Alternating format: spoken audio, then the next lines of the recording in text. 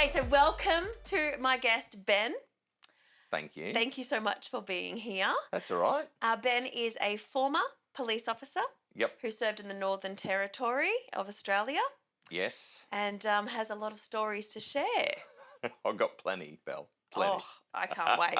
I can't wait. So I'll start with a little bit of background. So what was your motivation to firstly join the police force? Yeah. And then secondly, how did you end up in the Northern Territory when you're a Queensland boy? Well, so growing up, I've got two uncles that were police officers, one on my mum's side, one on my dad's side. My mum's side, he was a police officer from, I believe, the mid-50s through to the 60s. And on my dad's side, he was a North police officer. Queensland? They were, yeah, so they all started in Brisbane. Okay. Um, and then my other uncle, he started 84, no, 74. So his first job, he was actually in the police cadets. He joined in 74. His first job was actually dealing with bodies in the Brisbane River from the 74 floods. So, Oh. yeah, it was pretty full on. He was his whole career in the police force. And I idolised the police. I've always stood up for the underdog and all that. Actually, I've stood up for your husband a couple of times back in school. And James as well. Side note, Yeah. I know Ben. So I've always stood up for the underdog. If somebody's getting picked on, I've always stood up for them. And I don't know where I got that from. I think probably when I was younger, I had an older boy. I was bullied quite a bit, and an older boy stood up for me, and I kind of then gravitated towards being, because I thought he was my big hero. And then as I got older, I kind of thought, well, why can't I be him? Yeah. So that's probably when that all started. So I used to wear like... And you're a decent bloke. Oh, thanks. Like you're a really decent person and human being. Well, as many people might say otherwise, Belle, but look, my friends definitely probably say the same thing. But so then as I got older, I went into crayfishing. You probably remember me from there. And I kind of, after 10 years of that, I decided that it was time to do something different. And my dad actually suggested, he said, you always want to be a police officer, so why don't you join the police? And I thought, well, that's a really good idea. So it felt natural. Yes. Familiar. Yes, exactly. And I spoke to my Uncle Joe, and I think Queensland then you needed a degree or a diploma or something to join Queensland. And so I had a chat to him, and he said, look, go to the Northern Territory. He said, you will learn far more there at a faster rate. And he said, in 3 years' time, once you finish your probation and your training, the Queensland Police will take you in a heartbeat. So my mind goes to thinking Northern Territory would take more people without a tertiary education versus Queensland would not. So they needed the police officers, obviously. Queensland's changed since then. Yeah. But yeah, back in that time, that was 2007 or 2006, 2007. The Territory also, for anybody that wants to join the Northern Territory Police, 1 year in the Northern Territory is worth 3 years in every other jurisdiction with your experience. Yeah. Is that the crime rates? Is it based on? Yeah. So, and the levels of policing. Yeah, that's right. And the numbers. I mean, there's only, I think, I'm not sure how many. I think there's maybe 16,000 police in Queensland. I could be incorrect, and do correct me if I'm wrong, anybody. But Northern Territory, when I joined, only had 1,000 police. Okay. So they were literally screaming out. Oh, police yeah, officers. yeah. And look, it's only a small, like the population of Northern Territory is only about 300,000 or 350,000, I think. The problem is crime per capita is a lot higher in the Northern Territory. Yeah. If you look at, say, Katherine, where I first went, that was a community of 10,000 people. If you compare that to somewhere in Queensland, like say Kingaroy, would be the same size, and I think Kingaroy only has, I don't know, they don't work 24 hours, or they didn't back then, and I think they had anywhere between 20 or 30 police. We had 116 in Katherine, and we were flat out 24 hours a day. We had our own crime division, we had our own traffic division, we had our own drug division. And how long was the training? 6 months. Okay, and then so that you were staying on site at the college. So they do it at the Peter Macaulay Centre up in Darwin. And you train for 6 months up there. You basically live on base. and you get also with Queensland, with Northern Territory back then, you get paid straight away. So I think you're on a base salary, even when you're training, of I don't know, $60,000 or $70,000 a year. Yeah. Yeah, and they pay for you to move over there. That's fantastic. So yeah. So it's definitely worth it for you. Because Oh what you were in your, like, what, 24, 25? no, I was 27? 29. Oh, 29. Yeah, yeah. I know I look younger, Bill. Oh, you do. It's like a model. I've never been called a model before, Bill, but Gorgeous model. Oh no, I've showed friends photos of you boys at school, and a lot of my friends are like, "Whoo, Ben." Okay, so that's how you ended up in with your policing career, is Yes. through role models like your uncles. Yep. And Northern Territory was because it was the best access and the best road for you to Yep. get into the police force. Um, so was there a particular moment or assignment that changed the way that you viewed your role as a police officer? So you're now a cop, you're working. Was there a particular moment that you went, "Whoa, this is not what I expected"? No, policing.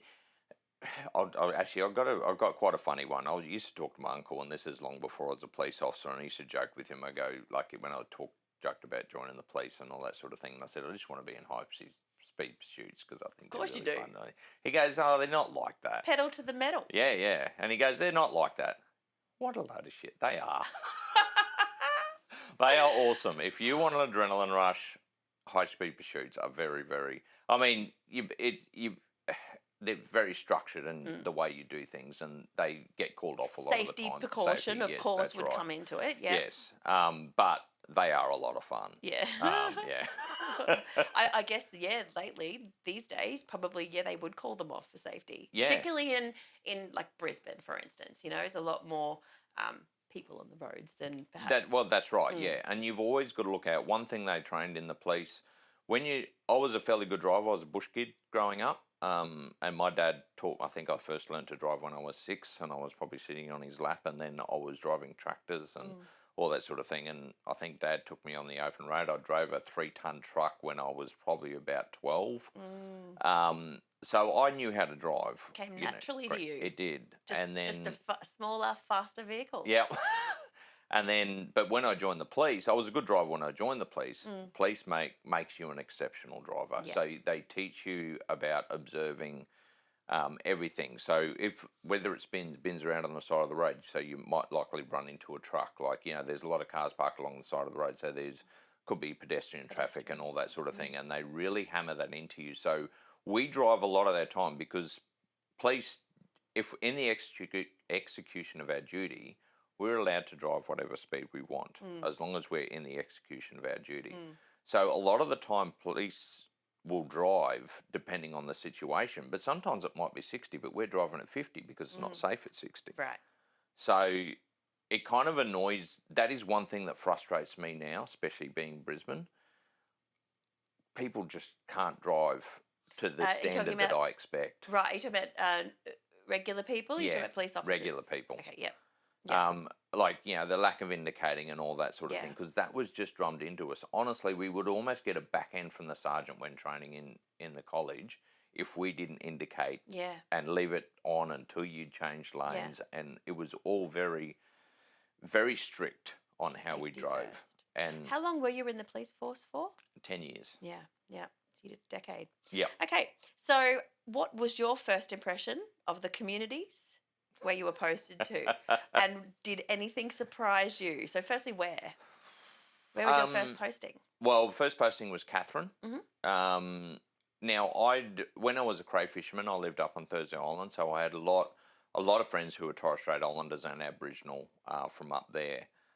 So the culture wasn't such a shock to me. I already knew quite a bit of it, and my first wife was part Aboriginal, part English, and part Papua New Guinean. So I spent a lot of time with that culture, I suppose. So that wasn't such a shock to me, but the workload was probably a shock to me. Like the amount of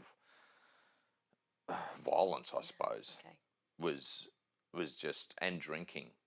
like if you look at, I think the average alcohol intake in other places in Australia is something like, I don't know, I can't remember the actual figures. It was like 7 or 5 litres a day per person or something. And this is going back a couple of decades. Sorry, did you just say an average The average alcohol drinking intake. consumption Yeah. of a Is human being? yes. 5 litres. Yes. Litres. So it was something like that. But the territory works on 16. Litres. Yes.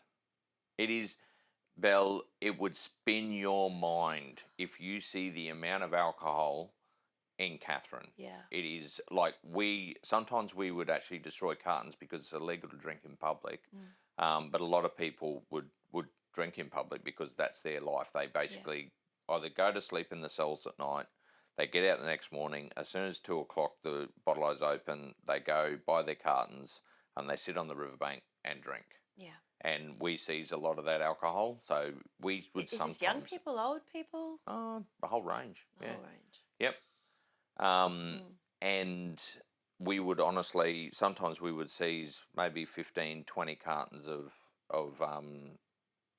VB, and we got to destroy them. So we would actually line them up and drive the police car over them to crush them all and send all the beer down the drain. Wow. It's So that might have surprised you, surely. Oh, I'd never seen like that much. Yeah, it was just incredible. Okay, so what would some of the biggest misconceptions that people have about life in remote NT communities? I think what have we got wrong? A lot of people, especially what annoys me, and part of the reason why I started my podcast, which is a Two Ordinary Cops podcast, and I do it with a mate of mine. Two Ordinary Cops. Cops, yes. He joined the police at the same time. We went through the college together, and we worked a lot together over the years. And what's his name? Damien Barb. Damien, yes. So, and I think we're up to 71 episodes this week, so which is pretty good. Congratulations! Thank that you. Is awesome. Awesome. And a lot of the misconceptions, people don't understand Aboriginal people. So Aboriginal people, every community is different. Every tribe's different. I think there's over 500 tribes or something. Yeah, dialects. Around Australia. And that is accurate. Yeah.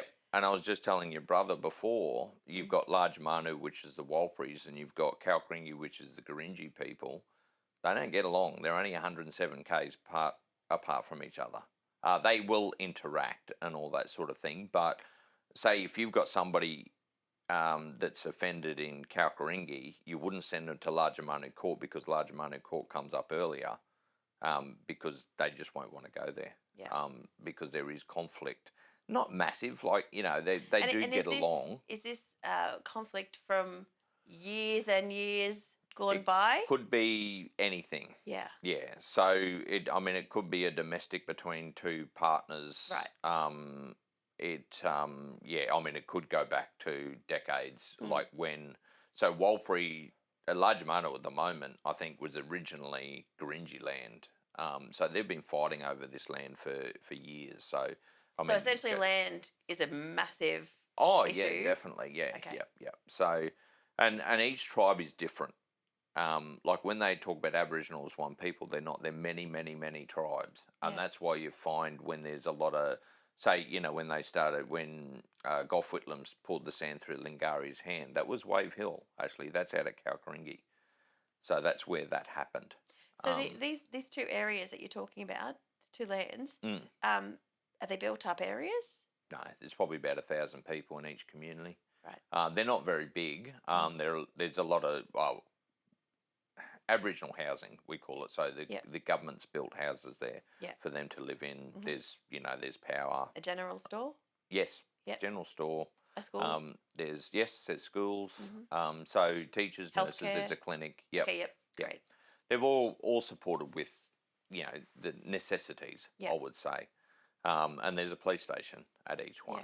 Yeah. And are they well utilised? So the school, the health clinics? Yes. Definitely. Yeah. Yeah. So look, they do get a lot of support out there. Part of the thing is getting the kids to go to school and all that sort of thing. But there's different programs they have all the time too. Ever evolving. Yeah. Yes. Definitely. So, but Yeah, I think so going back to the misconception is people don't really understand, especially in the city, because you've never been confronted with it, about a lot of their, I suppose, culture. And then if you see Aboriginals in the city, they're completely different for the ones that live out bush. And I can tell you they're miles apart in their way of thinking. Mm.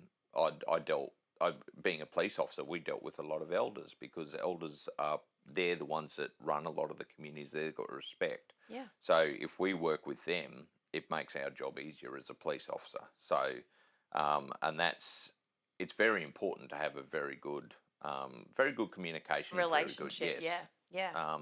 And look, not always. Croker Island was one. I never got well, I got along with the elders out there, but they didn't like me No. because I didn't like them. Yeah. But that was because they were manipulating the community, and I didn't like. So even their own people, they were manipulating them, and I knew about it. So that's why it wasn't bad confrontation, but And they you're a put in a fair couple of bloke, complaints about you know? me. Yeah. Okay. So I was like, in that situation, I was standing up for the underdogs, which was the Aboriginals in the community, because they were getting basically manipulated by these two elders. What, and losing out on what, funding, or Yep, the funding wasn't going to the two right elders places? had basically had convinced, because one of the husbands, I think, of one of them was in the land council, and they had actually arranged where they were getting the royalties from a lot of the stuff on the island, and the money wasn't flowing back to the people. Yeah. They would honestly charter a flight in and go to the casino and spend $15,000 Well, this goes back to in a you night. being, an advocate Yes, for the underdog. Of course. Yeah. There will be conflict there. Yeah. So you disagree. and they thought they could rule me, but obviously they found out they couldn't. It's not going to happen. So, how did you build the trust with the local Indigenous communities? So, especially with the historical tensions that may have been present? I spent a lot of time.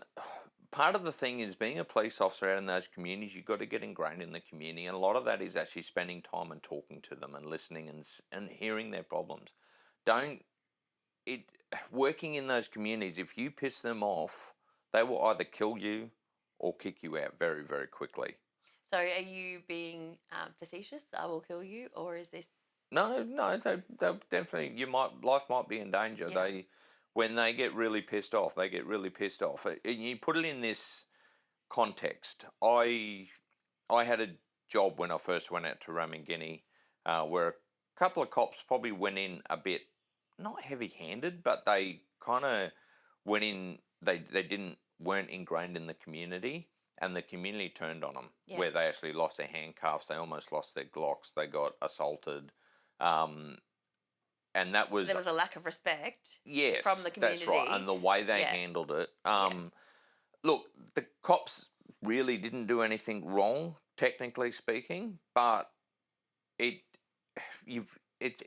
like playing politics. You've got to get the respect. You've got to work with the people. Yes, that's right. If you want them to respect you, you need to learn their ways, understand, and be able to communicate. And I think the important thing, I call it drawing a line in the sand. You've got to, when you go out there and police out there, you've got to let them know what you will allow and what you won't.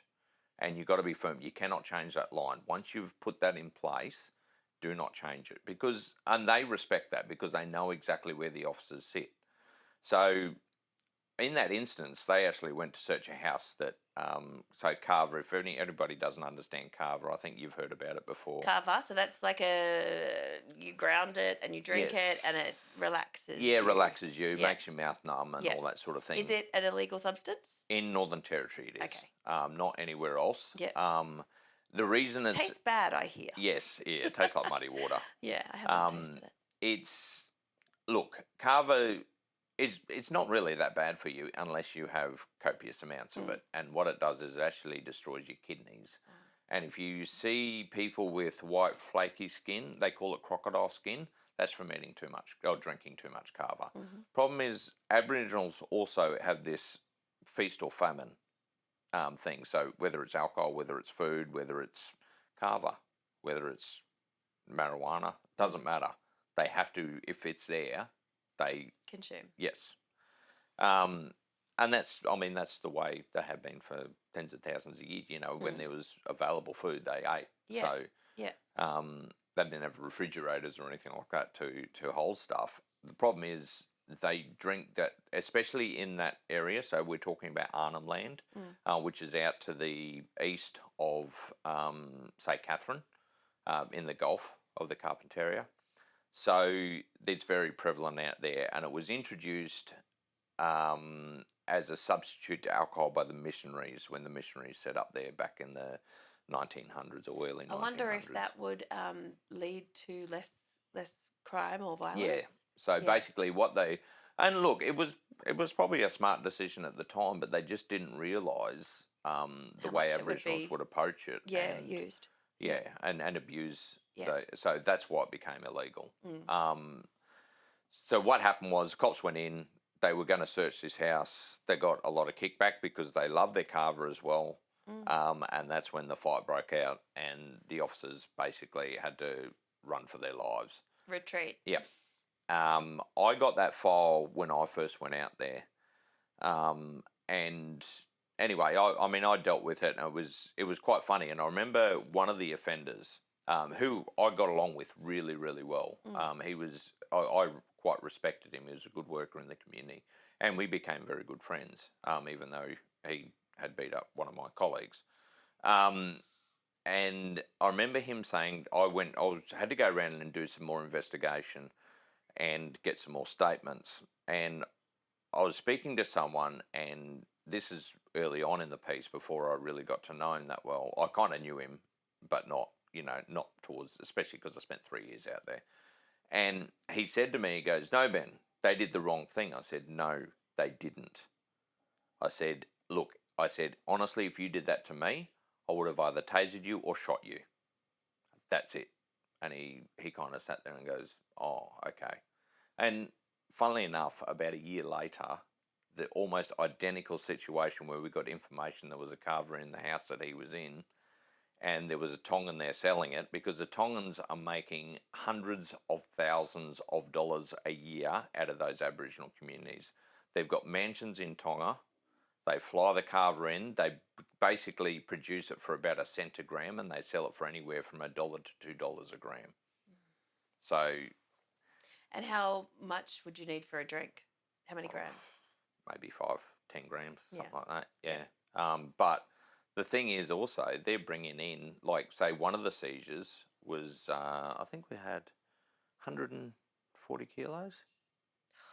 So you imagine how much that is. Yeah. 150,000 or anywhere up to $300,000 worth of gear. Yeah. And that's just from one shipment. In Milingimbi alone, we seized in cash from Tongans selling carver there $250,000 in 1 year. Wow. And we were only scraping the surface. Yeah. So it is a big problem.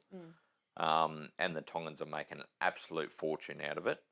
And yeah, I mean, of course the legislation kind of evolves to keep up with it, but yeah. So yeah, we had the identical situation, and where the Tongan was in there, and basically the guys said, "No, you just come in and grab him." Because I built that were rapport. Allowed in. Yep, they said, "Yep, come in." I mean, we have power to go in and all that sort of thing anyway. But they said, "No, come and arrest him and take him away." And that's the difference of actually getting ingrained in the community and working with them, and drawing that line in the sand. They know what you accept. They know what you won't. But you have to spend time listening to them, because they do have their story as well. And absolutely. Yeah. And you're there to help them as much as enforce the law. Yeah, give them autonomy. Absolutely. Yeah. We all have the right to that. So, if you could you describe a typical day on the job, or was every day completely different? Pretty much every day is completely different. Catherine was just non-stop. And I worked I worked general duties. I worked with the drug unit. I worked with the family and domestic violence. I worked in crime. And I worked in tactical commander's TAC team. Yeah, every day is complete. You'll have your same things, and what we call is breach DVO and aggravated assault. So that's your domestics.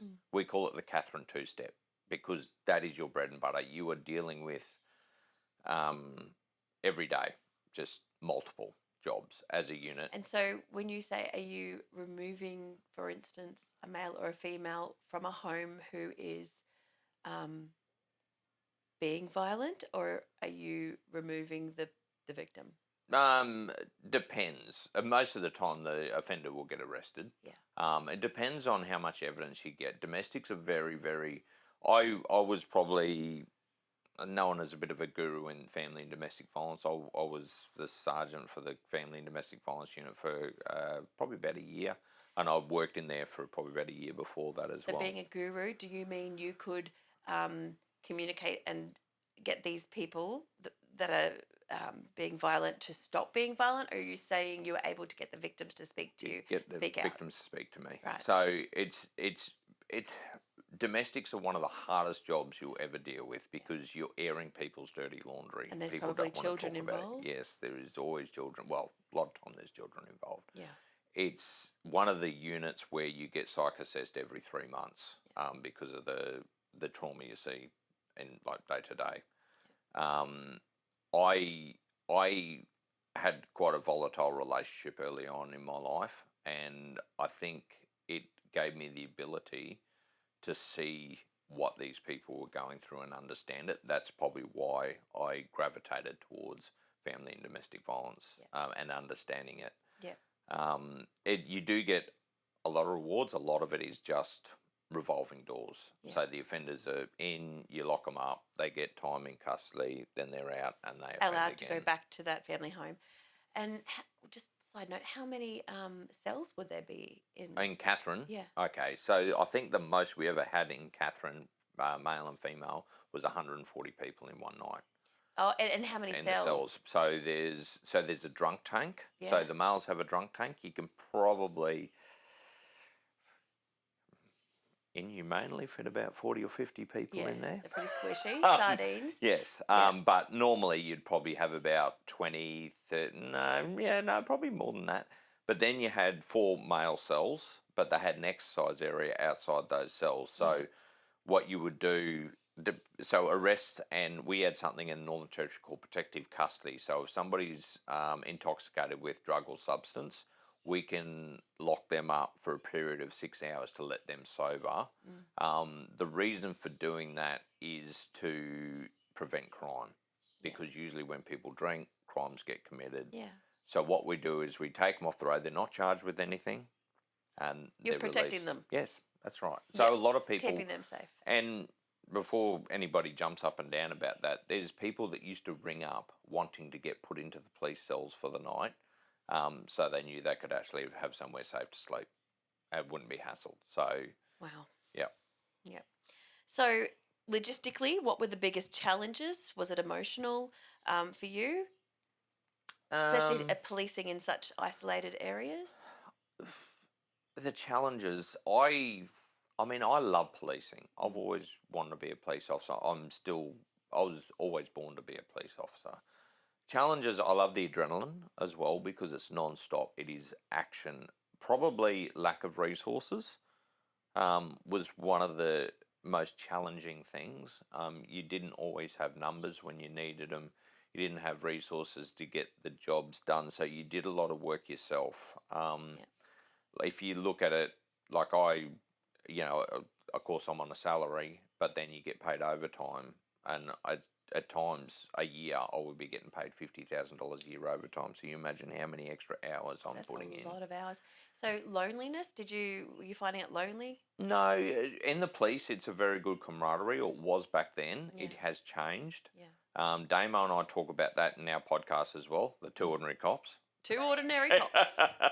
And we talk about a lot of the time we used to spend after a shift. We had a police club, one of the few police clubs left in Australia, and we will go over there. And it wasn't about drinking alcohol, although that did happen. It was debriefing, sometimes I for bet. 24 hours. Counselling one another. Yeah, and we would Mental sit there health. and talk about the job and debrief.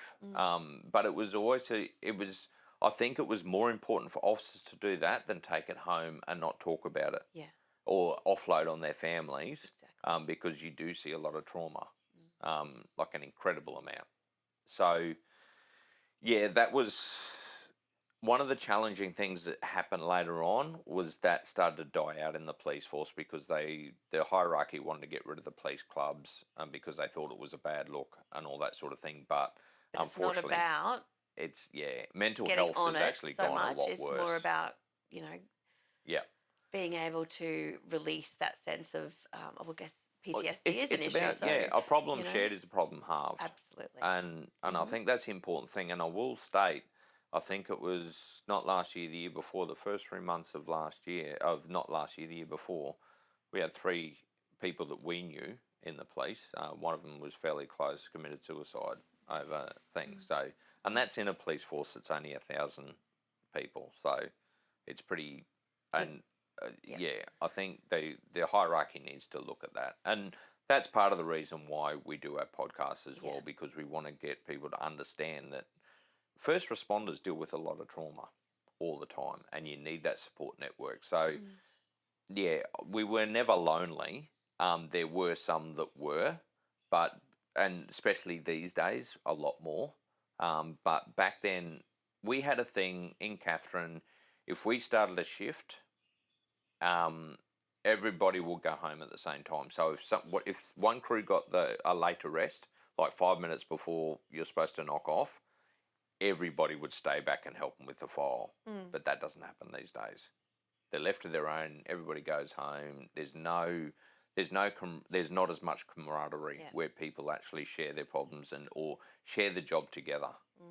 We did the job as a lifestyle, and we were far better off for it.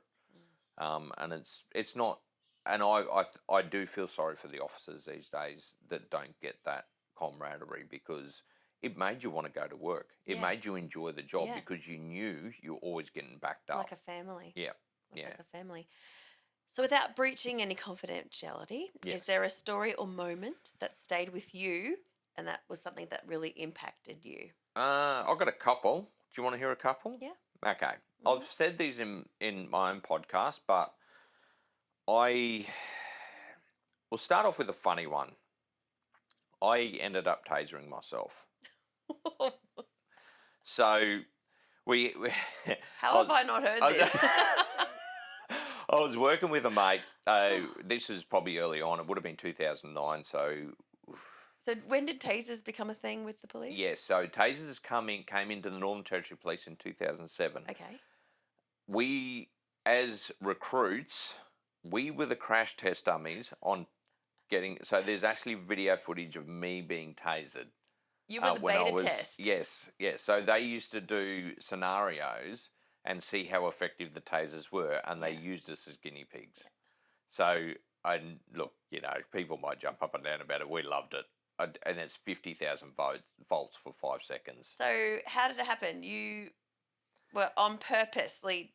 Yeah, so they would actually bring us in and they would do scenarios. So they would sit there and go. And you were like, yes, please. Yeah, well, no, they're just basically, you're up. Yep. And they would sit there and go, okay, we've got a situation, and they would have people holding the arms. So the thing about tasers is the electricity only goes between the 2 points, so the 2 barbs that go into the body. So if you're holding on to, say if I was holding onto your arm and you got tasered, one up in the high back and one close to your bum. Okay, so these are 2 wires that shoot out and they split. Yes. What happens if they both don't hit the person? Well, the connection doesn't get made. And then the tasers didn't work, okay? Yeah. So, which is where my story goes. Okay. But yeah, so I can actually hold on your arm. I will not get electrocuted. Okay. So it just so people can actually understand how it works. It is the most effective weapon we have, and non-lethal weapon. It is, honestly, if somebody's on ice, it's better than using your firearm. Wow. But you've got to make sure you get the barbs connecting. You've only got 1 shot, or these days they've got 2 shots with the taser, whereas a firearm's got the 16. Yeah. So, but it's deadly. Yes. But tasers are very, very effective. So yeah, so they did the testing with us. It's honestly the worst 5 seconds of your life, but I'd rather be tasered than pepper sprayed. And we got pepper sprayed as well in the college, which is, I think they still do it today. So yeah. Wow. Okay. So, sorry, I'll go into my story. Yeah. I get sidetracked very easily. No Uh, worries. so anyway, we get a call. We're driving around. It's about 9 o'clock at night. I'm working with Duggo. I can say his name because I mentioned it in our podcast. I said his name, but he doesn't care. I had beers with him not that long ago. And anyway, we're driving around and we get this call. There's a woman walking down the main street and she's got a 6-month-old in one arm and she's got a machete in the other. She's walking to Kalana community to kill her husband. So that's what we get over the radio. So he did something pretty bad. Imagine so, or she just got pissed off about something. Okay. Yeah. We didn't actually find out what the details were later on. So you hear that over the radio? Yep. So baby in arms, machete in other arm. Yes, and yeah. So a 6-month-old machete. We're going, oh dear. So this is some of the talk that goes on in the police car. So we get called. We're probably about 5K away at this stage because we're in East Side. It's down in the main town. So we're screaming down there. Anyway, I turned to Duggo and I go, Duggo, how are we going to deal with this? This one's pretty hard. And he goes, you taser her, I'll catch the baby. Oh yeah. So that was our risk assessment. Yeah. Going, okay, yeah, all right, that'll work. Yep. So by the time we get there, this is on the main. So this is the highway that goes basically from the north of Australia down to the southern part of Australia, the Stuart Highway. And we're in the Catherine High Level Bridge. She's walking across that on the footpath part of it. We pull up in the police car and block the highway. Duggo jumps out and he runs over and he jumps over the railing about 10 metres in front of her and he tries to talk her down. So he's sitting there. By this time, luckily, somebody's grabbed the baby off her. Great. So she doesn't have the 6-month-old, so that makes our job far easier. I've come out and I'm walking diagonally to her from behind. So we always do what you call 10 to 2, not 10 to 2, but you always come so they can't keep an eye on both of you at once. And that's part to do with we can assess from a different viewpoint, but they can't also come at both of us at once. Yeah. So anyway, I'm coming up behind and she's wearing a backpack and I've got the taser down on guard. And Duggo's trying to talk to her and he's trying to calm her down. You know, you don't want to do this. And this goes on for probably about 30 seconds. And then she turns around and she goes, if you're not going to effing help me. And she raises the machete up. Duggo's still 10 metres back, which is to attack him, basically. And he's turned to me as calm as anything, gone, Schultzy, light her up. Anyway. Yeah. Not Schultz deploy the taser or anything like that. This is the way Duggo works. He goes, light her up, Schultzy. So anyway, I fired the taser. So one barb's hit her there and the other barb's bounced off the backpack and actually hasn't made the connection. Anyway, I've just gone, shit. Now, we carry a spare taser cartridge, so you can actually pull that cartridge off and put a new cartridge on and then take a second shot. The new ones these days actually have 2 shots in the one cartridge. So, but without thinking, I haven't changed the cycle. So it's still going through its 5-second cycle. I've seen it within 1 second that this isn't working. So automatically, I'll pull the other cartridge out, but grabbed onto the cartridge that's still cycling and basically gave myself a 50,000 volt shock. Okay, I've got 2 things to say here. Okay, number 1, light her up, although that sounds rough. At the same time, you're saving her future. Had she have used that machete, that's right. The consequences for her are lifelong. Definitely, right? Yep. And then number 2, what the heck happened when you were tasered? Did she I run? jumped about 5 Did foot she in run? the air. No, she actually dropped the machete. Yeah. So the thing about those barbs, they hit with quite a bit of impact. They're like they've got a little barb on them and they're like a needle. So the barb's there to hold on or just into the skin or even clothing. It'll work if it just gets the clothing. But it hits with quite an impact because it shoots out. They go from, your best range is 3 to 5 meters, but they will go up to 8 meters. They will fly. But because what happens is one barb goes straight, the other one goes on a diagonal down. So that's why your 3 to 5 meters is your best distance, because if you and they've got a laser point. Which will be why people, you see in the television at least, they go up close and do the Yes. tasering up Yes. close rather Yep. than so far away. But also, to get the best effect, the Mm. more spread you have on the barbs, the better effect it will have on the Because it's subject. in between those two Yeah, and it points. affects the muscles Yeah. in that Yeah. in that area. So that story stays with you. Oh yeah, yeah, And then and that's quite a what? funny one, because in front there was cars lined up either side. There was probably about Yeah. 100 people, 150 They people all on looking. saw the Yeah, local police officer me, tase me that himself. myself. Yeah. But she dropped the machete That because would of have the went around like wildfire. Well, the worst thing is Damo, my best mate who does the podcast with me. Yeah. He's back at the station. They've all heard about this by the time we get back up there. And as soon as I get out of the car, he goes, "Stop, stop, or I will taser myself." Stop, or I will taser myself. Oh Lord. So yeah, so that's quite a funny one. That's a good one. That one sticks with me. Yep. There's another one where a woman came running into the station. She'd had domestic. She had I think a 3-year-old with her. This is about 10 o'clock at night, and she's worried because her husband, who she's been having an argument with, is home, and they've got she had about a 1-year-old, but they had a 3-year-old back at the house, and she was concerned, and he'd beaten her up. Luckily, she'd run away, but grabbed the one child, and it was only probably a couple hundred meters from the police station this had happened. So anyway, we went down there, and I remember we arrested him. He was completely violent and all that sort of thing. So we had to rough and tumble and get him into the cage and all that sort of thing, and put him under arrest. But the daughter was there, and she was in a little white dress. She was well dressed and well looked after, and all that sort of thing. And I had to take her back to her mother. At 3 years old. Yeah. Yep. And anyway, she just looked up to me, and she just put her arms up. Like, please take me. Picked me up. Yeah, and I picked her up, and he's swearing and cursing in the cage, and I sat her on my lap all the way to the police station. Yeah, drove her. That one really sticks with me. I don't know. It's just something about the innocence of children. Yeah. And I feel really sorry for the children being in situations like that, being, exposed to that sort of violence and swearing and all that sort of stuff. And that one really sticks with me.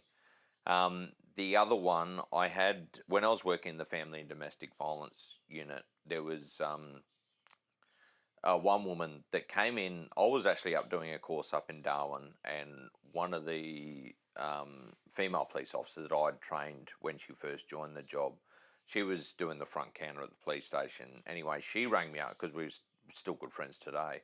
She rang me up and she said, "I think I've got a case for you. Can you give this woman a call?" She came in, she didn't want to have anything to do. It was completely psychological, as in the domestic violence. So there was no physical violence whatsoever. So coercive control and just emotional damage. Yeah. Can I mention something about coercive control? So we always had controlling behaviour, which fits in with coercive control. So when they talk about we're bringing coercive control, it was always there. If police officers, it's just probably got a better name now. Yeah. So, and she said she was quite apprehensive about coming into the police station. It was probably not all police officers are perfect, and not all the best at dealing with this sort of stuff. She was very lucky, and I'll mention it was Carly Beam. She's very lucky to get Carly. Carly had a very good knack for talking to people. Honestly, her first day on the job, I was a training officer, and she was like a duck to water. Wow. Very, very good. Her dad was a cop in Victoria. So, and so she said this, something. She doesn't want anything to happen to him, but she's reached the point where she's come into the police station. So, right. Now, our domestic family and domestic violence unit, we worked in plainclothes. We're known as either detectives or plainclothes connies, depending on whether you got your detective's designation or not. And so we work in plainclothes. We're not in the main police station. We're downtown, so people can come and see us without appearing to go to the police, if you know what I mean. And so anyway, I rang her up and I just had a quick chat with her, and I said, look, I'm up in Darwin at the moment. I'll be back down there in 2 days. I said, do you want to come in and arrange a time? So, yep. So she came in. So she came in and was sitting similar to like we are now. And I said, look, okay, just tell me what's been going on. Give me a rundown. Anyway, she told me probably about over 10 minutes, everything. I said, yep, okay, that's fine. I said, this is your option. These are your options. And she burst out crying. Anyway, I said, what's wrong? And she goes, I can't believe you believe me. He'd convinced her that nobody would believe her story. That is not surprising to me. So, and he was a psychologist. Well versed in manipulation. Yeah. And yeah, she was completely basically coerced into believing that nobody would believe her. It was her fault. Yeah. And all that sort of stuff. And I said to her, I said, look, I've seen a lot of this stuff. I've seen a lot of people lie. I've seen a lot of people tell the truth. I'm pretty good at telling when people are telling me bullshit and when they're not. Firstly, thank you. Like, I'm so grateful that you are the person that you are, and took this woman seriously. Well, I hope that story had a It did have a very happy ending, Okay, actually. good. So, and everybody talks about like taking domestic violence orders and all that. This guy had a career. He had there's a few. I think he had a firearms license. Didn't have any firearms. Had a firearms license and all that sort of thing. Anyway, I said to her, I said, look, I'm going to run this the way you want me to. I said, we can arrest him if you want. And she goes, no. She goes, I just want to get out of the relationship. Yeah. I don't want to have anything to do with him. I just want to leave. Yes. Yep. And they worked in the same place, which was quite a big organisation, but and all that sort of thing. She didn't want him to lose his job, and she wanted to keep on doing her job and all that sort of stuff. And I said, all right. I said, how about I go and have a chat with him?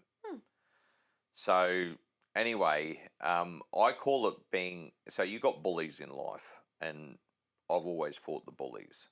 Sometimes you need to be a bigger bully to put pressure on people. So anyway, I sat down, had it with my colleague, and sat down, had a conversation at his house, or their house. She'd moved out. And I said, right, this is what's going to happen. I said, we're not taking that domestic violence, so you're not going to be under arrest. I said, however, I will destroy your effing life if you even look at her sideways and she's upset. And So at this point, was he understanding that she was leaving him? Yep. Got it. And I said, she is leaving. And I said, I guarantee you, if you look sideways at her and she is upset in any way or manner, I will destroy your life. You will hear from me. Yes. And I said, your whole career will be stuffed, blah, blah, blah. And, it worked. It worked. He left her completely alone. I think 6 months' time, Carly ran into it. She actually bought flowers to the station for Carly. Yeah, she said thank you. Which was very nice. That was good. And Carly just goes, she was a completely different person. She'd had a whole, self-esteem back and all that sort of thing. And yeah, she was happy. And yeah, she came in and actually thanked Carly for basically referring her through to me and all that sort of thing. Yeah, what a story. And look, when you're talking about, I'll just touch on domestic violence while we've got a bit of time. Domestic violence orders are only good for people that've got something to lose. They do give police more power, but they will only work on people that have more to lose, have something to lose. But the other thing is, it does get police more power. It's like we get more power to act under legislation when there's a domestic violence order in place. So if people think that domestic violence orders are the saviour of everything, they're not. It's a piece of paper. It's very, very, very difficult when dealing with domestics and all that sort of stuff. So. Yep. So, thank you so much for coming to talk to me, Ben. That's all right. I do have one last question for you. Okay, yeah. So what advice would you give somebody who's considering joining the police force? Yeah. Do it. I loved it. I'm a massive advocate for people joining the police. A lot of people have said on our podcast, they said, you guys don't hate the police at all. Like, you really love it. Yeah, I do. We had our reasons for leaving. A lot of it's family and all that sort of thing. And, you know, I didn't like some of the changes that happened in the police force, and every generation's different. So I'd experienced things that I really loved in the police force, and then I realised the police force wasn't given back to me what it was in the beginning. Yeah. To put it nicely, but you get a front row seat to the best show in the world as a police officer. So if you like adrenaline and you like, helping people, yes, it is so much. It is a front row seat to the best show on earth. Yep. If you are joining, you've got to have a good moral compass. Yes. You walk the line. You walk the line between criminals and law, and I know you still know your legislation. You've spouted it before. How many pieces of legislation would you say you could just bring off the top of your head right now? Yeah, quite a lot. And you learn them because daily you're using this legislation. Yeah. Yeah. I mean, I can still use our use of force philosophy. Yeah. Like, I think the success of an operation will be primarily judged upon the amount of which force is used, or not used, or minimised. That's our use of force philosophy. That was I learned. I haven't said that in. Oh, I said it on our podcast, but that was a couple of years ago. But I haven't said that 8 years. Wow. Yeah. It just rolls off your tongue. It does, yeah, because you're doing it all the time. Like, okay, one last silly question. Yes, sorry, yeah. So I'll be asking all of my guests this one at the end. Have you ever seen a ghost or a UFO? Go. Okay. Go. Yes. In your case, probably min lights. No, I'm not entirely sure. So this was when I was crayfishing. I was up in probably close to Papua New Guinea. We had a few spots where we were allowed to fish up close to the Papua New Guinean coastline. And it was early one morning. We were getting up to steam back into town, or back into Thursday Island. We were probably about 60 nautical miles away from Thursday Island, and we got up. It was just before light. But you could just see this light starting to come into the sky. And we're pulling up the anchor. Anyway, just off in the distance, close to Papua New Guinea, we saw this light. It was in the air. It was quite bright. It was a long way away. There's no land out there? No. And it was very, very bright. It was quite a fair way up in the sky.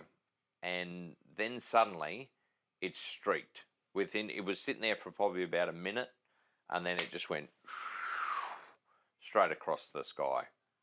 And my mate and I were looking at each other going, what the hell was that? And then stopped again or disappeared? No, just took off. And a shooting star doesn't stay steady? No, it doesn't stay steady for like 1 minute or 2 minutes. This thing was steady. It was quite bright. And you both saw it? Yep. And we're just going, what was that? There was nothing we knew in this world that could do that. So technically it's an unidentified flying object. You absolutely saw an unidentified flying object, right. But no ghosts.